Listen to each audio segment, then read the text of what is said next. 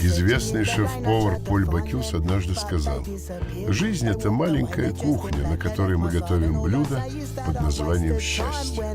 На этой кухне мы сами себе шеф-повара, и только нам решать, какие ингредиенты мы будем добавлять в наши блюда».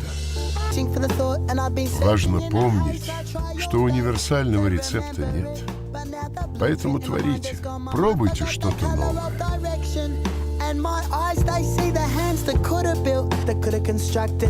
И, может быть, тогда, в конце, вас будет ждать награда.